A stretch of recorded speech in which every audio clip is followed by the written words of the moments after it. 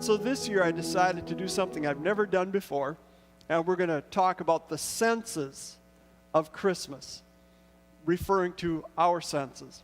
And so last week I dealt with the smells of Christmas. Someone said to me, when you first said that, I thought, how in the world are you going to pull that off, the smells of Christmas? But they said you did okay. So we dealt with the smells of Christmas last week. Next week, we're going to deal with the sights of Christmas. Christmas Eve, we're going to have a taste of Christmas. And this morning, I'm going to deal with the sounds of Christmas. Now, as we discovered last week, that smell is the most powerful sense we have.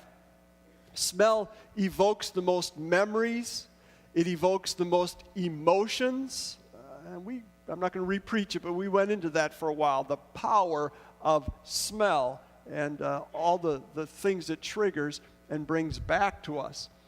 Well, sound doesn't have quite as strong a pull or memory as smell does, but yet I think you'll see as we get into this that sounds can play a predominant part of Christmas and our celebration of Christmas. So I started thinking, what are the sounds of Christmas? The first thing that came to me were sleigh bells. How many of you cut down your own Christmas trees, go out with your family? A few. Man, in the first service, there was about half the crowd. Depending where you go, some places they take you out in a horse-drawn sleigh or maybe a tractor-drawn sleigh, and sometimes there are sleigh bells on their wagons that they take you out in. And maybe that brings back some childhood memories. What it does for me, it reminds me of high school band. Because I think every year in high school we played the song that talks about sleigh ride and the whip cracking and the bells. So that's what the memory it brings back to me. Then I thought of Salvation Army bells. That's something that we probably all have heard every Christmas, many times, depending where you go shopping. But it's in a lot of the stores, you are going to run by the red kettle and somebody ringing the Salvation Army bell.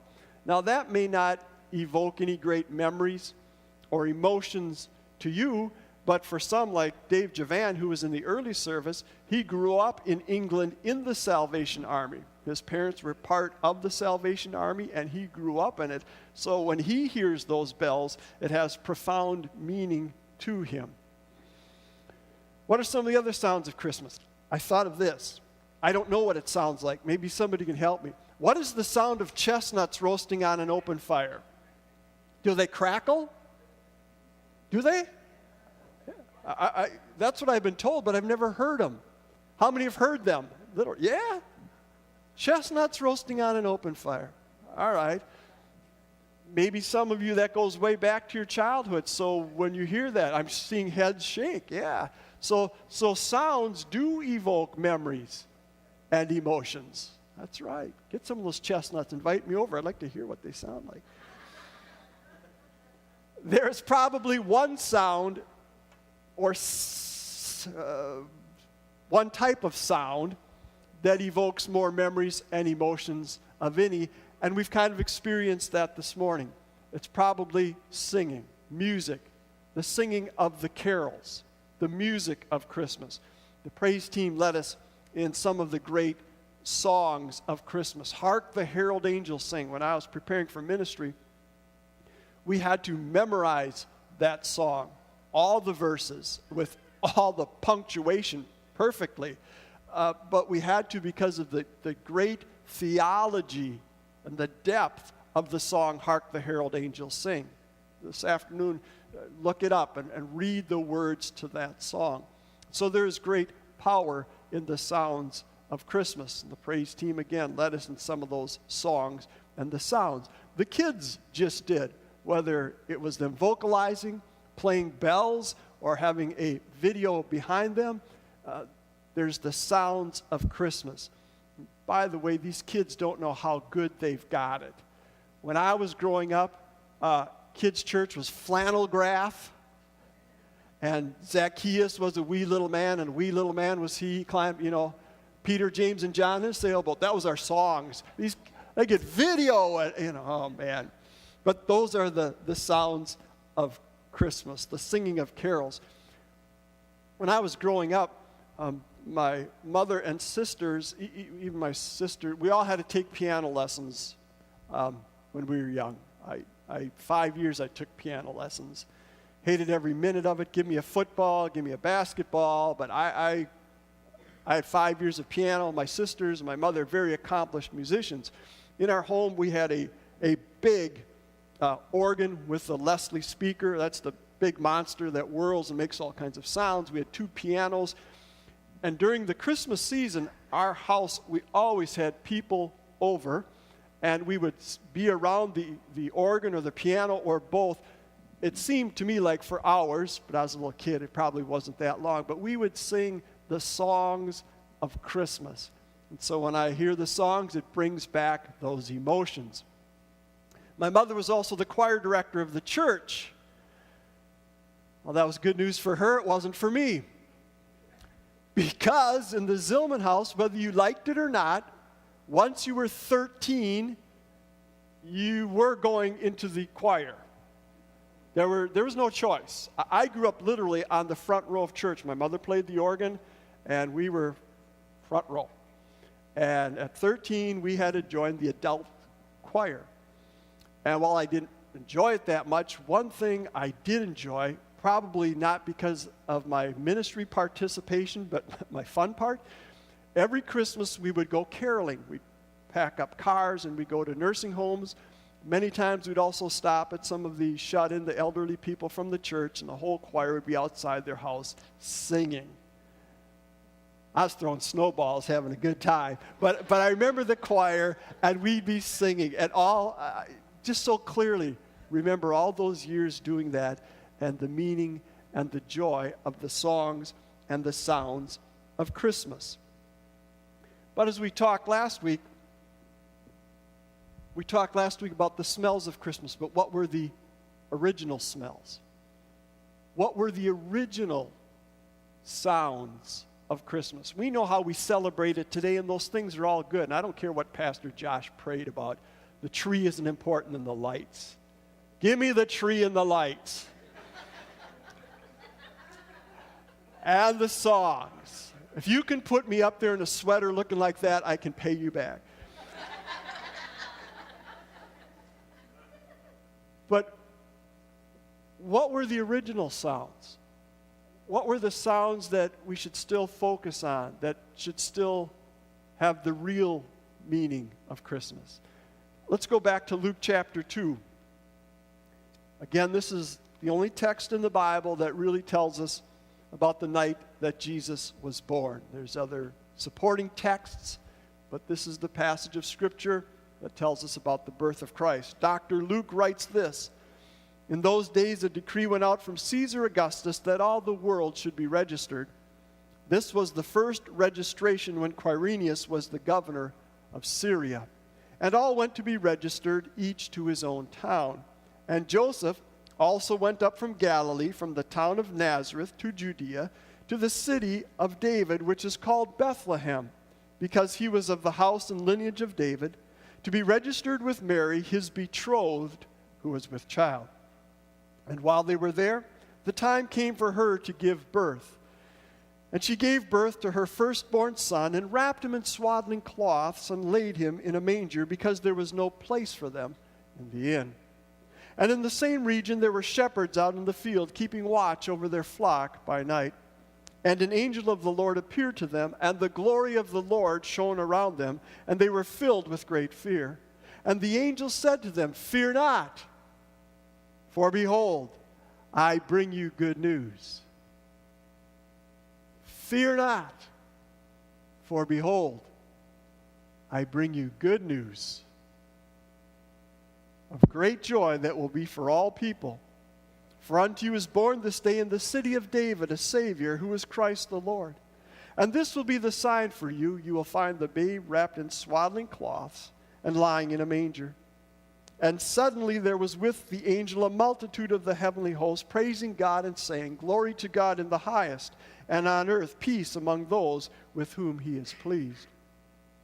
When the angels went away from them, into heaven, the shepherds said to one another, "Let us go over to Bethlehem and see this thing that has happened, which the Lord has made known to us." And they went with haste and found Mary and Joseph and the baby lying in a manger. Now, as we said last week, other than it's the city of Bethlehem, we really have no idea exactly where Jesus was born. It simply tells us there was no room for them in the inn, and he was laid in a manger. So Mary and Joseph have traveled approximately 70 miles from Nazareth to Bethlehem. Joseph made one big mistake. He didn't call ahead for reservations. Cell phones can be a blessing. They didn't have them back there.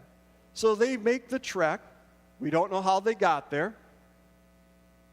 Probably walked. Maybe Mary rode on a donkey. Scripture does not tell us. So they make the trek. Apparently they get there a little bit later than everybody else. And now in the small village of Bethlehem, apparently the one inn is full. There's absolutely no room for them. And again, I just can't comprehend that, how no one would give up their room for a young couple and a young teenage girl that's great with child, about to give birth. But in God's divine plan, the way he wanted his son to come into the earth, that's the way it would be. So the inn is filled, and apparently there's a stable that's either behind the inn or somewhere near the inn. All these travelers coming from various parts of the known world to come back to register. Some would have walked, some would have come on donkeys, maybe a horse or two, maybe a camel.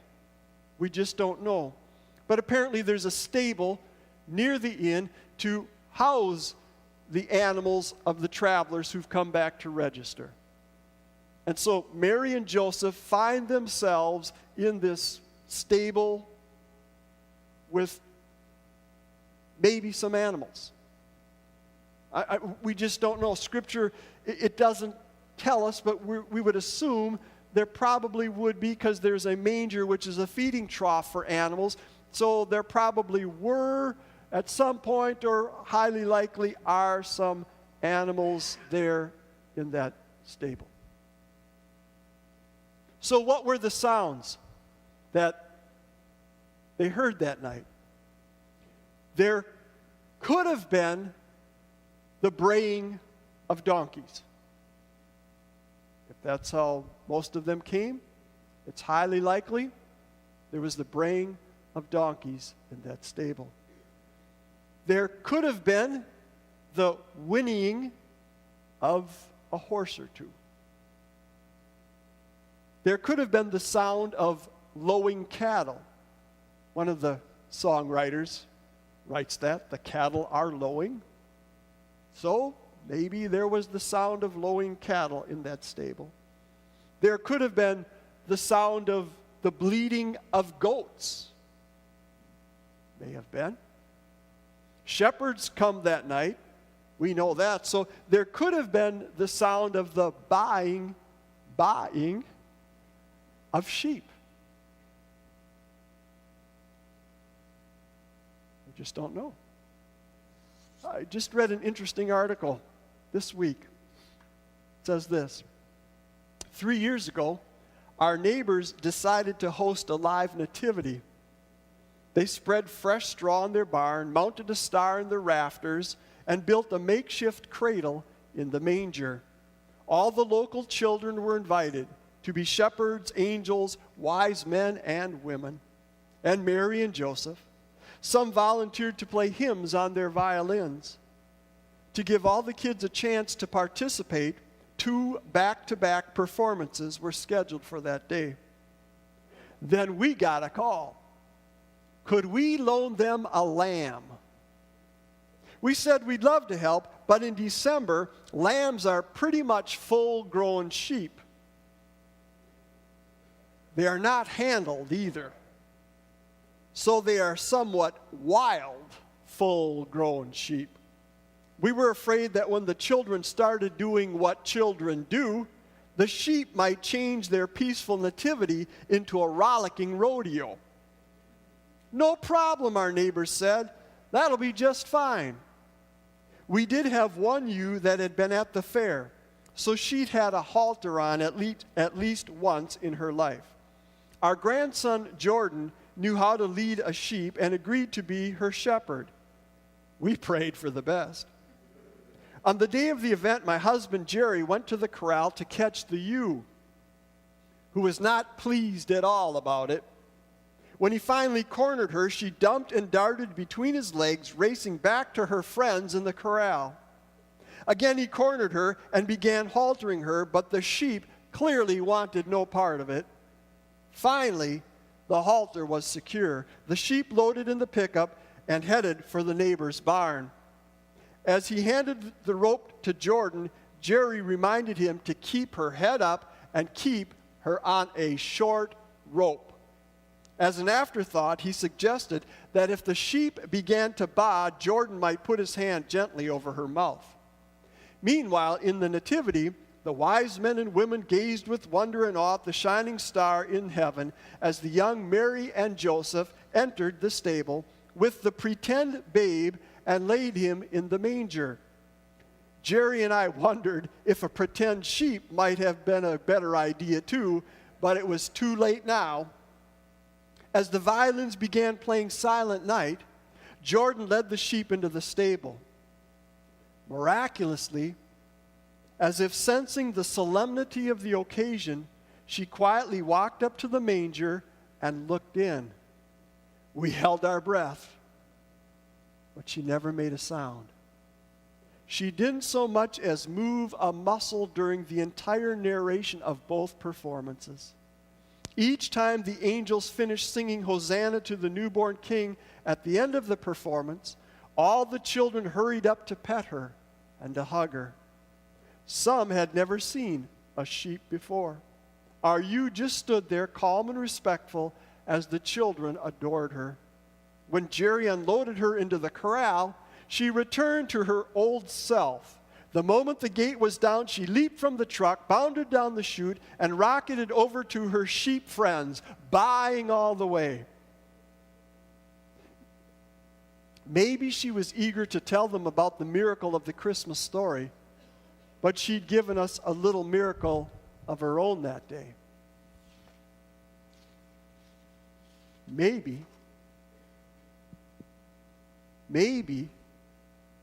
the animals in that stable were hushed by the holiness of the night.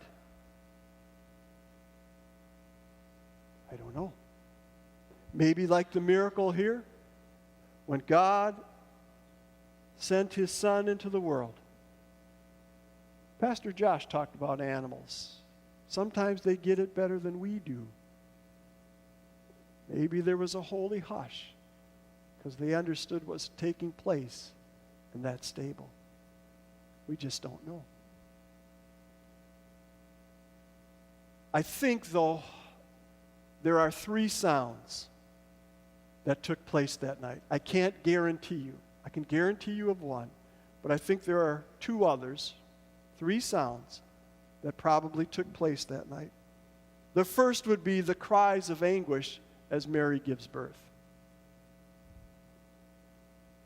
How many women have given birth? How many women cried in anguish?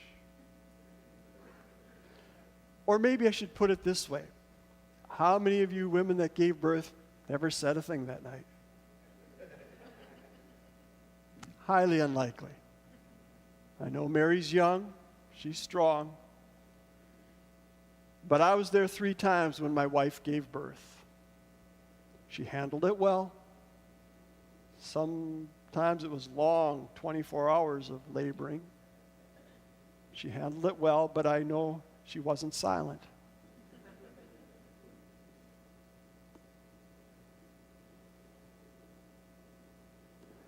I got to believe Mary expressed her pain. My wife had the benefit of an epidural. Mary didn't. There's no painkiller. There's nothing there to take away the pain of the contractions and then giving birth. Gotta believe that in the quietness of that night, Mary's voice pierced the silence. First in pain, then in joy. Because she knew it was the Son of God. I often wonder, who helped her? Joseph's young. They speculate she could have been as young as 13. They had to be scared. I mean, the angel told them they knew this was the Son of God. They knew they were pure. But they still got to be scared. 2 young teenagers, 70 miles from home, in a stable, and she's going to give birth. And nobody gives them a room, and nobody comes and helps them. I got to believe Mary spoke that night. I got to believe she cried out first in the pain of giving birth to a child. But when she then held the Son of God in her hands, her voice went from anguish to joy. So I think we're pretty assured that Mary's voice cried out that night. And let me just say this. We don't know how old she was, 13, 14, 15. Young people, I want you to think about this. God called Mary as a teenager to do the greatest work ever, to bring the gospel into the world in the person of Jesus. Don't ever underestimate God's calling you at a young age. He calls young people at young ages. He's got a plan and a purpose for every life. Young people, start listening when you're young. Don't miss God's call and what He might do through you. The second thing I think we hear that night is the cry of a newborn baby. I can't guarantee you. The songwriter Away in the Manger says, the little Lord Jesus, no crying He makes. I don't buy it. He's fully human. Fully God, but fully human. Now, when we brought our kids home, we had a cradle next to the bed on my wife's side. And the kids would go in there, and at night if they'd cry, she'd rock them, nurse them, whatever. And there were so many times I'd wake up in the morning and I'd say, did they sleep through the night?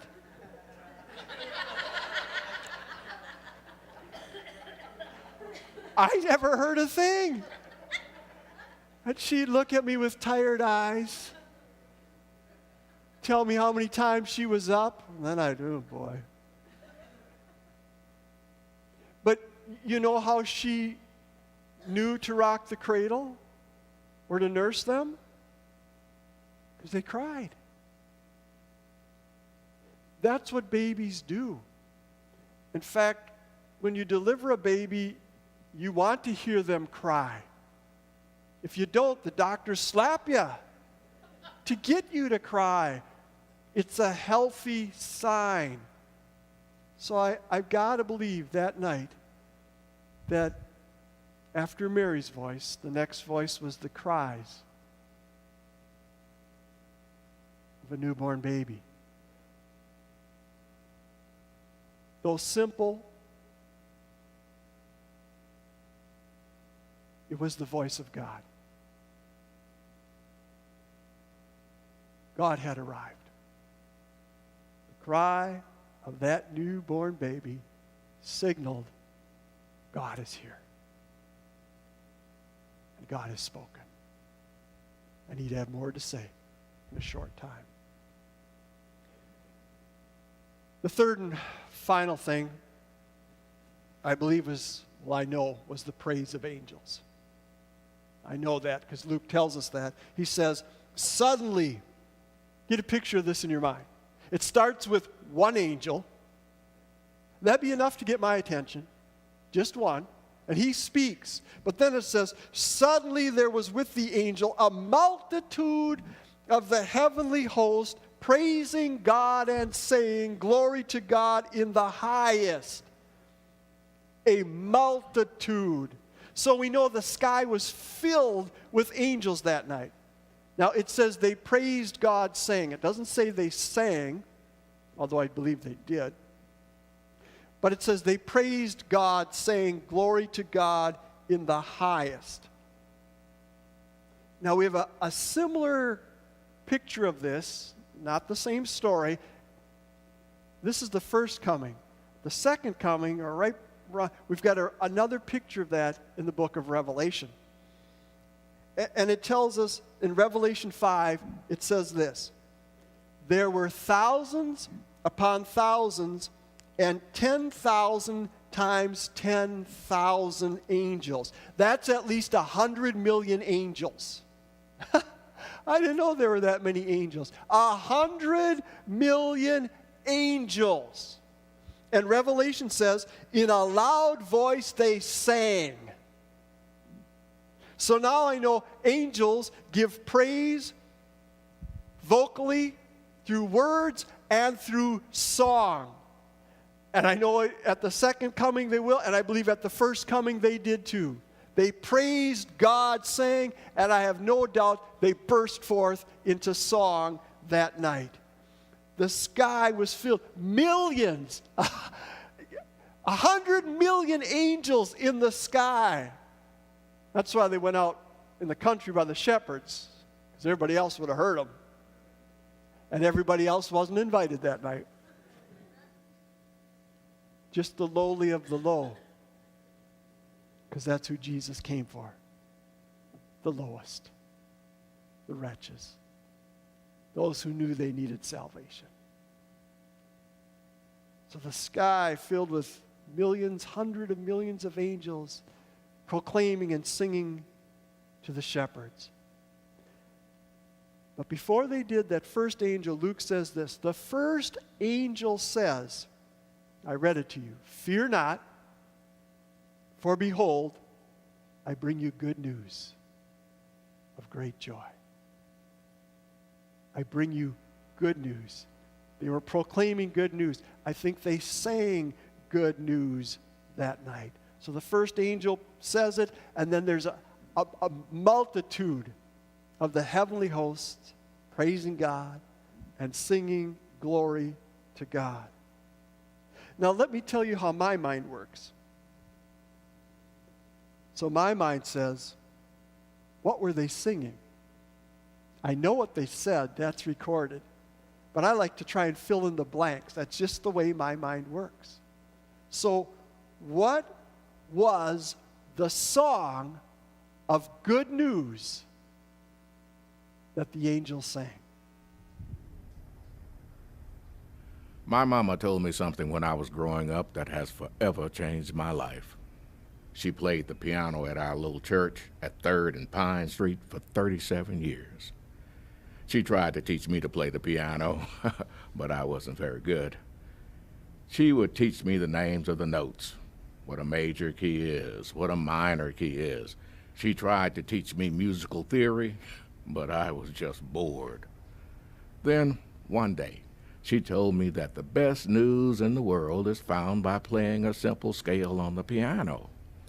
I had no idea what she meant, so she told me to play an 8-note scale.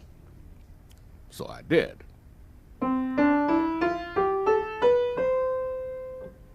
I said, how is that good news? And she said I played it incorrectly and that I needed to play it the other way. So I did.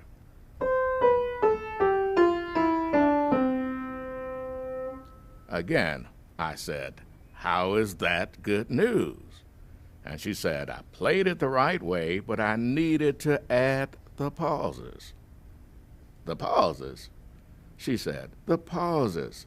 Add them on the first, second, fourth, sixth, seventh, and last note. Now, I was frustrated and said, how can 8 notes with random pauses be the best news in the world? Then I got up, walked away, and went outside. Frankly, I didn't care what she was talking about. I didn't like playing the piano anyway. Well, years later, my mama got sick and passed away. As I was thinking about her, I remembered what she told me about the piano. Not only that, I still remember the notes she told me to pause. The first, second, fourth, sixth, seventh, and last note. So I sat down at her piano and played the scale with the pauses.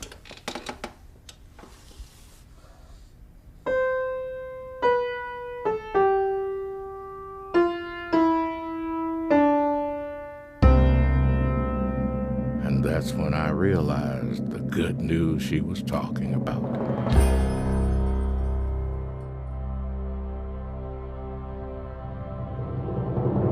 Heavenly Father, I don't know if that's the song the angels sang that night, but it surely tells us the good news that a Savior has been born. Joy to the world. The Lord has come. And it tells us to make room for Him who had no room in the inn, but He comes to fill our hearts with His love. So this Christmas season, may we make room in our hearts, because the good news is, let there be joy to the world. The Lord has come. So fathers, we celebrate this Christmas season, the sounds of the season. May every carol we hear, all these great songs of the birth of Christ resound in our hearts and minds as we celebrate the King has come.